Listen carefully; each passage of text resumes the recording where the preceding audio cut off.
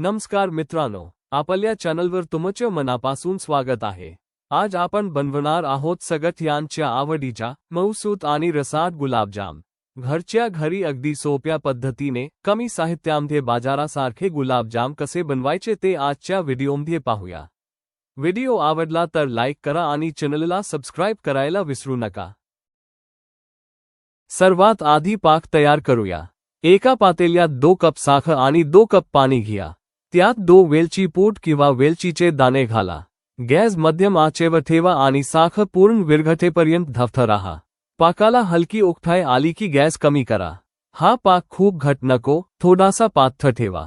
आता गॅस बंद करून पाक बाजूला ठेवूया। आता गुलाबजामचे गोळे बनवूया। एका मोठ्या भांड्यात 1 कप मिल्क पावडर घ्या। त्यात अर्धा कप मैदा, चिमूटभर बेकिंग सोडा आणि 1 चमचा तूप घाला। सगळं साहित्य हलक्या हाताने एकत्र करा। आता थोडं दूध घालत मऊसर पीठ मळा। पीठ खूप घट्ट किंवा खूप पातळ होऊ देऊ नका। पीठ तयार झाल्यावर 5 मिनिटे झाकून ठेवा। आता हाताला थोडंसं तूप लावून पीठाचे छोटे छोटे गोळे करा। गोठ्यांना कुठेही भेगा राहू देऊ नका, नाहीतर तळताना ते फुटू शकतात। कधी तेल किंवा तूप गरम करा। तेल खूप कडक गरम नसावे। गॅस कमी ते मध्यम ठेवा। आता तयार गोळे सावकाश तेलात सोडा। गोळे सतत हलक्या हाताने फिरवत सोनेरी तपकिरी रंग येईपर्यंत तळा। तळलेले गुलाबजाम थेट कोमट पाकात टाका। सगळे गुलाबजाम पाकात घातल्यानंतर किमान 1 ते 2 तास भिजू द्या। थोड्या वेळाने आपले मऊ, रसाळ आणि स्वादिष्ट गुलाबजाम तयार होतील। वा, बघा मित्रांनो, किती सुंदर आणि रसाळ गुलाबजाम तयार झाले आहेत। तुम्ही हे गुलाबजाम सणासाठी, वाढदिवसासाठी किंवा घरी पाहुणे आले तरी नक्की बनवू शकता। तुम्ही ही रेसिपी करून पाहिली तर कमेंटमध्ये नक्की सांगा की गुलाबजाम कसे झाले। व्हिडिओ आवडला असेल तर लाईक, शेअर आणि चॅनलला सबस्क्राइब करा। पुन्हा भेटूया अशाच एका सोप्या आणि चविष्ट रेसिपीसह। धन्यवाद।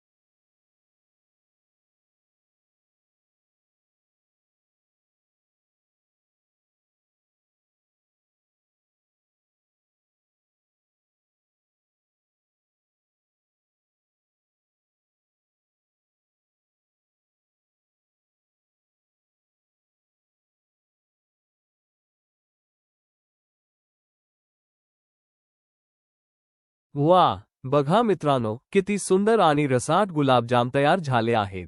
तुम्ही हे गुलाबजाम सणासाठी, वाढदिवसासाठी किंवा घरी पाहुणे आले तरी नक्की बनवू शकता। तुम्ही ही रेसिपी करून पाहिली तर कमेंटमध्ये नक्की सांगा की गुलाबजाम कसे झाले। व्हिडिओ आवडला असेल तर लाईक, शेअर आणि चॅनलला सबस्क्राइब करा।